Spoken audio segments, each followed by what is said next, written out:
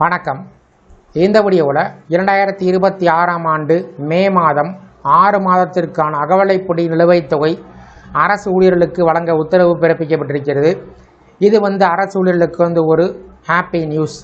இந்த உத்தரவை யார் பிறப்பிச்சிருக்காங்க, அதே போல் இந்த அகவலைப்படி நிலுவைத் தொகை 6 மாதத்திற்கு எந்த மாதத்திலிருந்து கணக்கீடு செய்யப்பட்டு வழங்கப்படும், இதன் மூலம் யாரெல்லாம் பயன்பெறுவார்கள் என்பது குறித்து முழு விவரத்தையும் பார்ப்போம். இந்த வீடியோவை தொடர்ந்து பார்க்குறதுக்கு முன்னாடி நம்ம சேனலை இதுவரைக்கும் சப்ஸ்கிரைப் பண்ணாதவங்க இந்த வீடியோக்கு கீழே இருக்க ரெட் கலர் சப்ஸ்கிரைப் பட்டன் அழுத்தி சப்ஸ்கிரைப் பண்ணிக்கோங்க. அரசு ஊழியர்களுக்கு மகிழ்ச்சி தரக்கூடிய முக்கிய அறிவிப்பை மாநில அரசு வெளியிட்டுள்ளது. அரசு ஊழியர்கள் மற்றும் ஓய்வூதியர்களுக்கு அகவலைப்படி 3% உயர்த்தப்படும் என்றும் அறிவிக்கப்பட்டுள்ளது. அகவலைப்படி என்பது பணவீக்கத்தால் ஏற்படக்கூடிய வாழ்க்கை செலவு அதிகரிப்பை சமன்படுத்த அரசு ஊழியர்களுக்கு வழங்கப்படும் கூடுதல் கொடுப்பனவாகும். இது அடிப்படை சம்பளத்தில் 1% கணக்கீடு செய்யப்பட்டு வருகிறது. பொதுவாக மத்திய அரசு ஊழியர்களுக்கு ஒவ்வொரு ஆண்டும் 2 முறை, அதாவது ஜனவரி மற்றும் ஜூலை மாதங்களில் அகவலைப்படி உயர்வு அறிவிக்கப்படும். பல நேரங்களில் ஹோலி அல்லது தீபாவளி போன்ற முக்கிய பண்டிகைகளுக்கு முன்பு அரசு அகவலைப்படி உயர்வை அறிவித்து ஊழியர்களுக்கு நிதி நிவாரணம் வழங்குவது வழக்கமாக உள்ளது.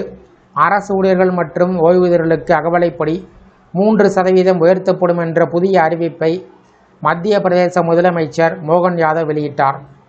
இந்த உயர்வு மூலமாக மாநில அரசு ஊழியர்களுடைய அகவலைப்படி 58% உயரும். புதிய அகவலைப்படி 2026 ஏப்ரல் மாத சம்பளத்திலிருந்து கணக்கிட்டு மே மாதத்தில் வழங்கப்படும் என்று அறிவிக்கப்பட்டுள்ளது. இதன் மூலம் மாநில அரசு ஊழியர்கள் மத்திய அரசு ஊழியர்களைப் போலவே 58% அகவலைப்படியை பெறுவார்கள். மேலும் 2025 ஜூலை முதல் 2026 மார்ச் வரை உள்ள அகவலைப்படி நிலுவைத் தொகை 2026 மே மாதம் முதல் 6 சமத்தவணைகளில் வழங்கப்படும் என்று அரசு தெரிவித்துள்ளது. ஓய்வூதியர்களுக்கும் இந்த அறிவிப்பு பயனளிக்கிறது. ஜனவரி மற்றும் பிப்ரவரி மாதங்களுக்கு ஓய்வூதியர்கள் தங்கள் ஓய்வூதியத்தில் 58% அகவலைப்படியை பெறுவார்கள் என்று முதலமைச்சர் அறிவித்துள்ளார். இதுகுறித்து பேசியுள்ள முதலமைச்சர், சமூகத்தின் அனைத்து பிரிவு மக்களின் நலனுக்காகவும் அரசு தொடர்ந்து செயல்பட்டு வருவதாக தெரிவித்துள்ளார். அதேபோல் விவசாய நல ஆண்டு தொடர்பான அமைச்சரவை கூட்டத்தில் பல முக்கிய முடிவுகள் எடுக்கப்பட்டதாகவும் கூறியுள்ளார்.